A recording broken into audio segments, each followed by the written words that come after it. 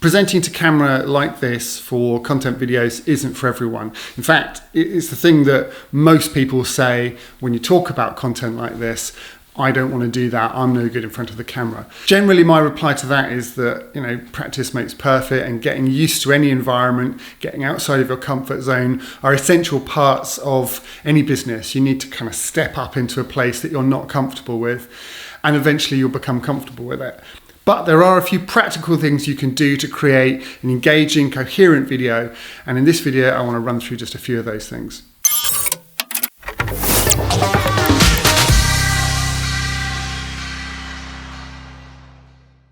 So first and foremost, you need to get the content right. And once the content's right, you're going to feel much more comfortable about presenting a video. So generally, every video that I create is around one topic. And that topic's broken down into essentially a 3-act structure. So you have a beginning, a middle, and an end. In the beginning, you set up the problem, you identify the challenge that you're looking to overcome. The middle bit is about resolving it, and then the end is about a call to action or some kind of conclusion to that point. Once you've identified that single topic and you've broken it down into a sort of 3-act structure, you need to make a couple of notes, bullet points on each of those different components. And that's going to help you just keep track of what you're saying.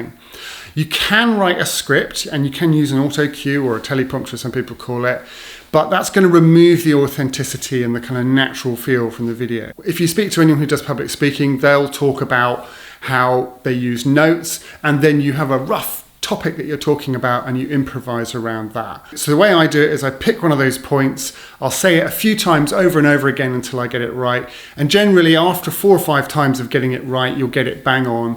And once you're happy with it, you can bank that and move on to the next one. If the content that you're talking about is quite complicated, or you need to really figure out some detail in there, you can write it out as a script. Sometimes I'll write out an entire script just so that I get the idea in my head really fully laid out. But then I still make notes from that and work through it in a note format. Now, you have to remember that the edit suite is going to be your best friend. I've seen quite a few people try and do content videos online where they just haven't edited it because they haven't wanted to, or they just didn't know how to, or whatever it was.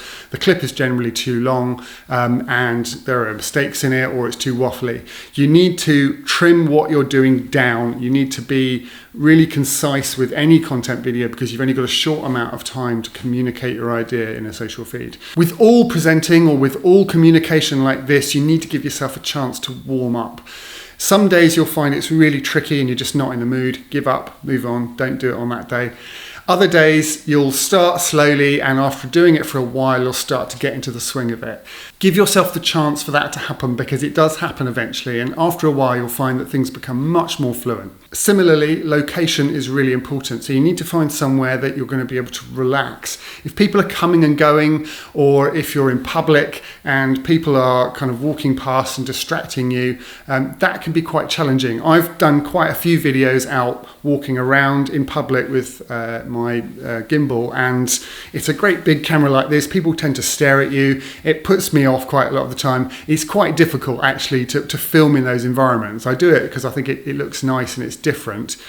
But if you're starting out and you're not sure about presenting to camera, try and avoid scenarios where the environment is going to make it harder for yourself. So in this situation, I've picked a quiet room, everyone's out for today, I'm by myself, I don't have to worry about distractions apart from maybe the phone ringing, and I can just get on with it.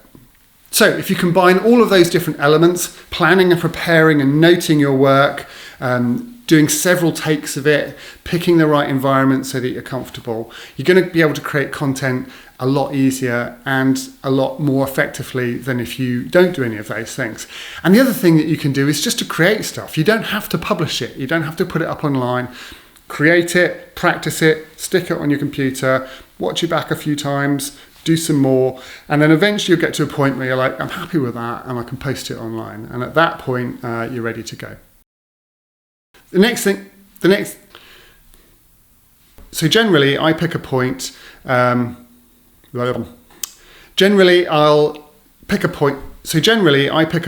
try it again, and I'll keep going it until So if you're interested in that, kind of presented, as soon as you start trying to remember a script, a particular sort of like that. That's exactly it. That's exactly what you don't want to do.